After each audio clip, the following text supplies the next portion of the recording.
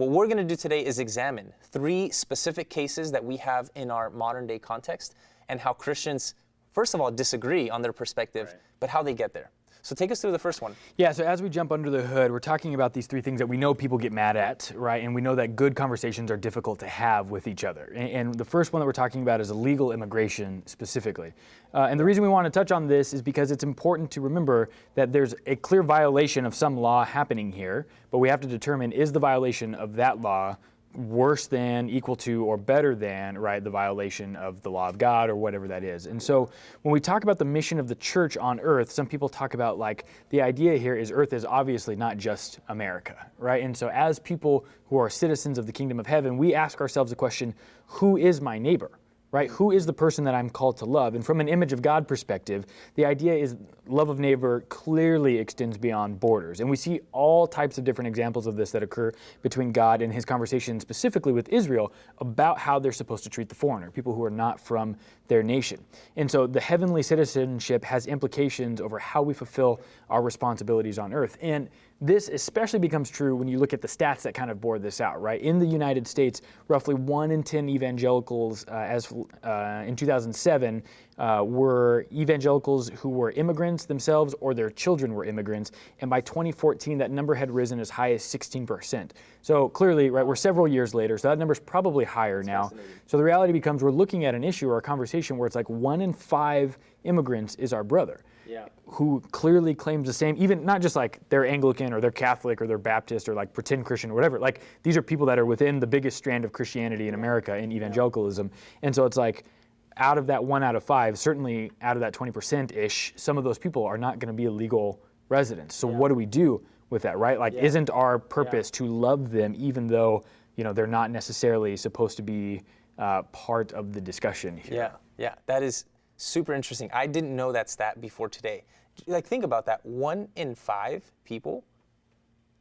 Yeah, it's huge. That is generally an evangelical is likely an illegal immigrant. Well, to be an immigrant, right, or a child of an immigrant. So, Gotcha. and out of that population, some of those people will that's invariably huge. be illegal. So think about that, right? So if you have 100 people in your church, that's 20 people probably who have some affiliation. If you have 200 people in your church, that's 40 persons. That's crazy. So the way I think about this, and I think that the way the perspectives are going to change on this issue, or the disagreement lies, is how you view your duty to your neighbor, which is what you said, right? So I've heard it said that duty to your neighbor or responsibility can be seen as concentric circles. So Josh, you have a wife and you have a daughter, right? I'm willing to guess you probably feel more of a duty to them than you would to me, for example. Sure, naturally. Okay, so in the tightest core of that concentric circle is your nuclear family, your main responsibility. Right. Then probably people outside of that might be your immediate family. And if we kept going out, you might have your friends or church members. So it's really interesting to see that the way you prioritize or label the layers in that concentric circle, on whatever side you lie of this issue or perspective, those are going to be somewhat ordered or prioritized a little different.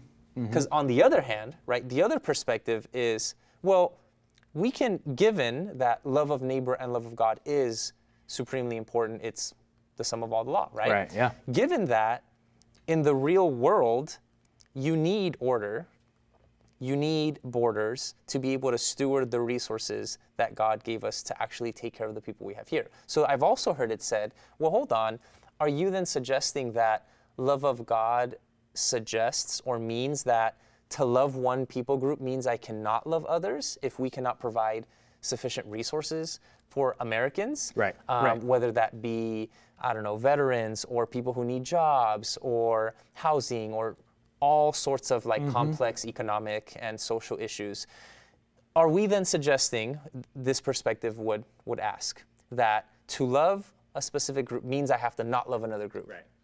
And what's interesting about that is you still have a concentric circle of responsibility. You just ordered it differently. Because that person might say, well, my primary duty then would be to my American citizen, who is my neighbor. and to my church member and my family, etc. And somewhere out there is also a duty to the alien or the foreigner who's coming in, but not as close.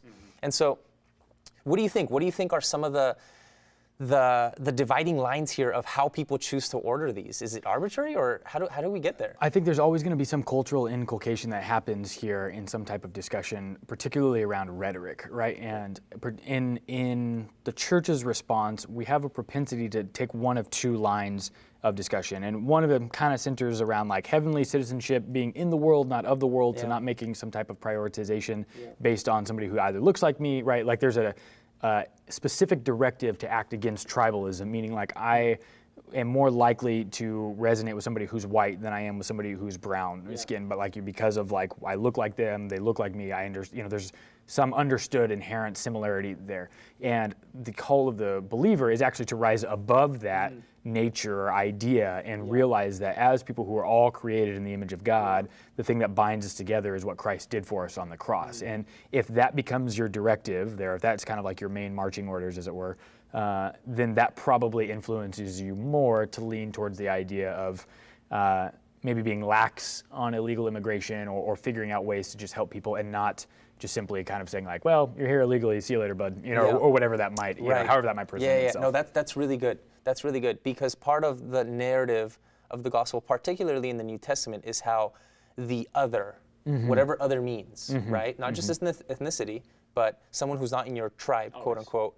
That's the person who's actually your neighbor and who sits at the table. So that's really good. I really appreciate the way you worded that. Now, again, from the other perspective, right?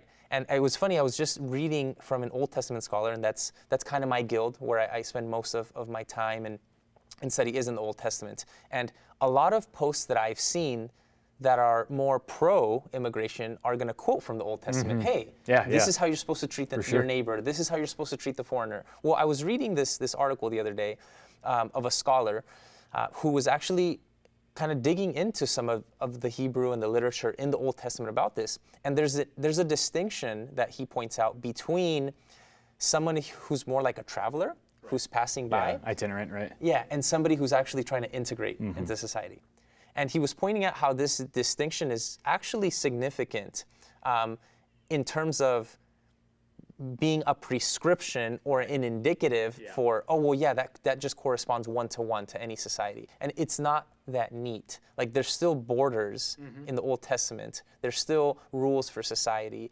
And I think it's in Jeremiah when they're in exile. It says, hey, like, you need to pray for the welfare of where you're at. Yeah, it's Jeremiah 29. Yeah. And so that's kind of interesting there, right? How there's this directive to really take responsibility.